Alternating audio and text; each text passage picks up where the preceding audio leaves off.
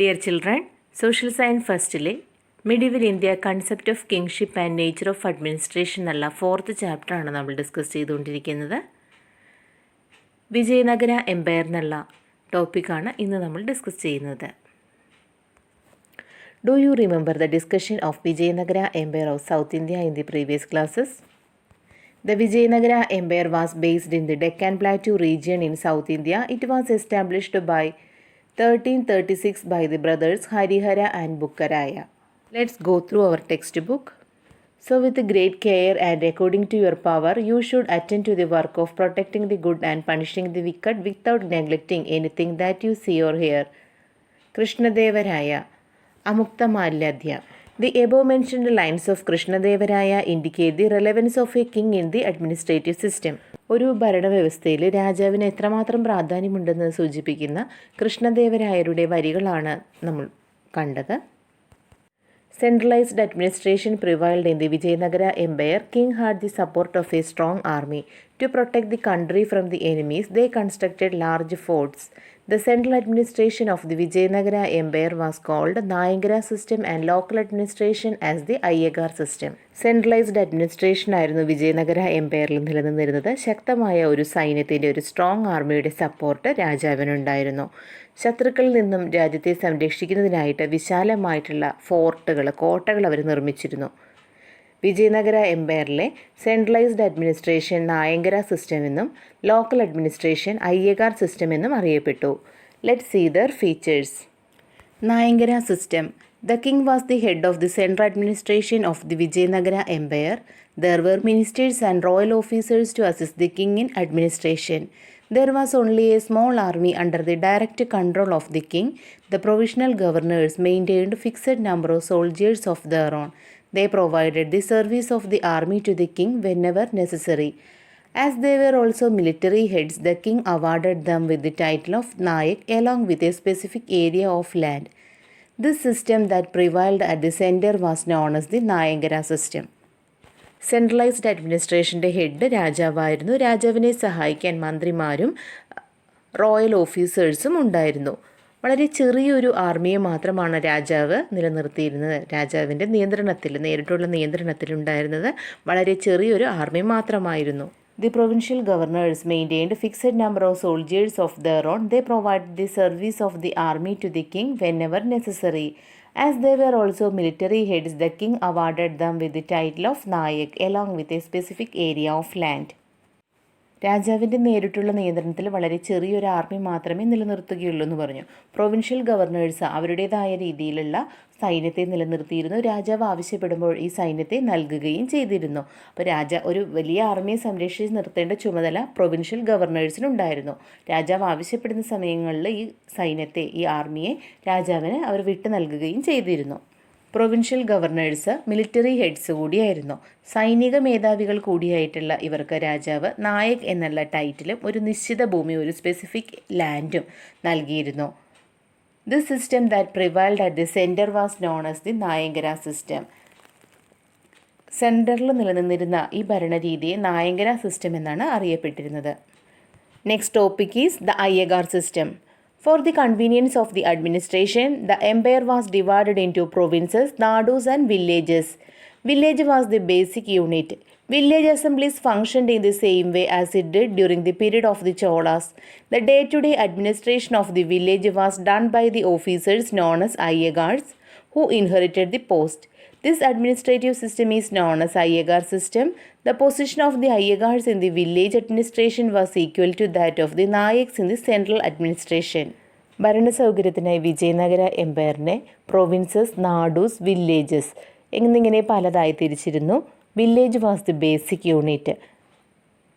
ചോള അഡ്മിനിസ്ട്രേഷനിലേതുപോലെ തന്നെ ഗ്രാമസഭകൾ, വില്ലേജ് അസംബ്ലീസ് നിലനിന്നിരുന്നു. The day-to-day administration of the village was done by the officers known as Ayyagars who inherited the post. പരമ്പരാഗതമായിട്ട് ലഭിച്ചിരുന്ന ഒരു പദവിയായിരുന്നു അയ്യഗാർസ് എന്നത്. അയ്യഗാർമാരായിരുന്നു ഗ്രാമങ്ങളിലെ ദൈനംദിന പ്രവർത്തനങ്ങൾ നിർവഹിച്ചിരുന്നത്. സെൻട്രലൈസ്ഡ് അഡ്മിനിസ്ട്രേഷനിലെ നായക് എന്നുള്ള പൊസിഷന് സമാനമായിരുന്നു വില്ലേജ് അഡ്മിനിസ്ട്രേഷനിലെ അയ്യഗാർസ് എന്നുള്ള പൊസിഷൻ.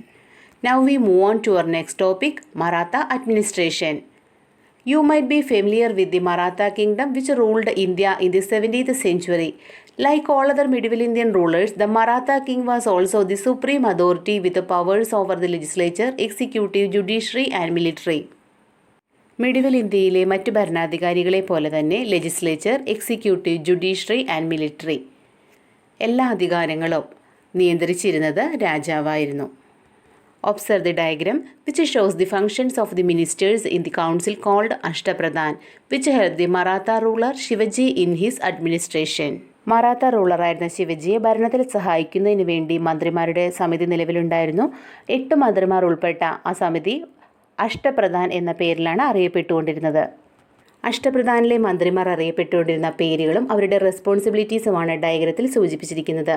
പേഷ്വ, പ്രൈം മിനിസ്റ്റർ, പ്രധാനമന്ത്രിയാണ് പേഷ്വ എന്ന പേരിൽ അറിയപ്പെട്ടുകൊണ്ടിരുന്നത്. ന്യായാധ്യക്ഷ, ചീഫ് ജുഡീഷ്യൽ ഓഫീസർ, മുഖ്യ ന്യായാധിപൻ ആണ് ന്യായാധ്യക്ഷ എന്ന പേരിൽ അറിയപ്പെട്ടുകൊണ്ടിരുന്നത്. അമാത്യ, ഫിനാൻസ് ഓഫീസർ, ധനകാര്യം കൈകാര്യം ചെയ്യുന്ന മന്ത്രിയായിരുന്നു അമാത്യ എന്ന പേരിൽ അറിയപ്പെട്ടുകൊണ്ടിരുന്നത്. സച്ചീവ്, റോയൽ കറസ്പോണ്ടൻസ്, രാജകീയമായിട്ടുള്ള കത്തിടപാടുകളൊക്കെ നടത്തിയിരുന്നത് സച്ചീവ് എന്നുള്ള മന്ത്രിയായിരുന്നു. Mandarin, private secretary of the king, രാജാവിൻ്റെ പ്രൈവറ്റ് സെക്രട്ടറിയാണ് മാൻഡ്രിൻ എന്ന പേരിൽ അറിയപ്പെട്ടുകൊണ്ടിരുന്നത്. പണ്ഡിതറാവു, റിലീജിയസ് ആൻഡ് ചാരിറ്റബിൾ ആക്ടിവിറ്റീസ്, മതപരമായിട്ടും ദാനധർമ്മം ഇക്കാര്യങ്ങളൊക്കെ നിർവഹിച്ചുകൊണ്ടിരുന്ന മന്ത്രിയായിരുന്നു പണ്ഡിതറാവു. സുമന്ത്, ഫോറിൻ അഫയേഴ്സ്, വിദേശകാര്യം കൈകാര്യം ചെയ്തിരുന്ന മന്ത്രിയാണ് സുമന്ത് എന്നത്. സേനാപതി, മിലിറ്ററി, സൈനികപരമായിട്ടുള്ള കാര്യങ്ങളെല്ലാം കൈകാര്യം ചെയ്തിരുന്നത് സേനാപതിയായിരുന്നു. ഇന്നത്തെ ഭരണ സംവിധാനത്തിൽ നിലവിലുള്ളതുപോലെ തന്നെ ഓരോ വിഭാഗവും കൈകാര്യം ചെയ്യുന്നതിന് വേണ്ടി പ്രത്യേകം മന്ത്രിമാരെ നിയമിച്ചിരുന്നു. From this, it can be understood that the central administration had the support of an elaborate ministry. The ministers were the mere advisors of the king. Their office was not hereditary. Let us discuss some other features of the Maratha administration. There was an espionage to observe various officers and the state affairs. Local administration was prevailed. Centralised administration ആയിരുന്നു മറാത്ത എംപയറിൽ നിലനിന്നിരുന്നത്. Ministers കേവലം ഉപദേശകർ മാത്രമായിരുന്നു. അവരുടെ പദവി പരമ്പരാഗതമായിരുന്നില്ല. ഉദ്യോഗസ്ഥരെക്കുറിച്ചും രാജ്യകാര്യങ്ങളെക്കുറിച്ചും മനസ്സിലാക്കാൻ ശക്തമായിട്ടുള്ള ഒരു എസ്പിയോണേജ്, രഹസ്യാന്വേഷണ സംവിധാനം ഉപയോഗിച്ചിരുന്നു. ലോക്കൽ അഡ്മിനിസ്ട്രേഷൻ വാസ് പ്രിവൈൽഡ്, പ്രാദേശിക തലത്തിൽ ഭരണം നിലനിർത്തിയിരുന്നു. പ്രാദേശികമായിട്ടുള്ള ഭരണം നിലവിലുണ്ടായിരുന്നു. Next topic is the local administration of the Marathas.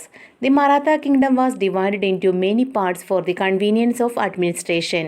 These divisions were provinces, district or prantas, parganas and villages. The officers were directly appointed by the king. The country was further divided into two, Swarajya and Moghalai. The Swarajya was the territories of the Marathas, whereas the Moghalai was the religious annexed to the kingdom.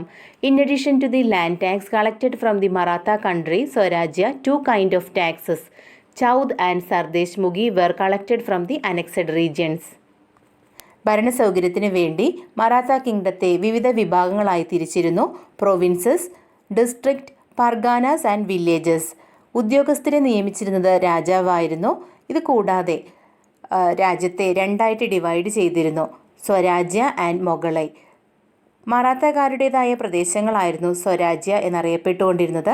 മറ്റുള്ളവരിൽ നിന്ന് ആക്രമിച്ച് കീഴടക്കിയ പ്രദേശങ്ങളായിരുന്നു മൊഗളൈ എന്ന പേരിൽ അറിയപ്പെട്ടുകൊണ്ടിരുന്നത്. മറാത്ത കിങ്ഡത്തിൽ നിന്ന് collect ചെയ്യുന്ന ടാക്സിന് പുറമെ കീഴടക്കിയ പ്രദേശങ്ങളിൽ നിന്ന്, അനെക്സഡ് റീജിയൻസിൽ നിന്ന് ചൗദ് എന്ന പേരിലും സർദേശ് മുഖി എന്ന പേരിലും രണ്ട് രീതിയിലുള്ള ടാക്സുകൾ കളക്ട് ചെയ്തിരുന്നു. During the medieval period, many fundamental changes occurred in the administrative system of India.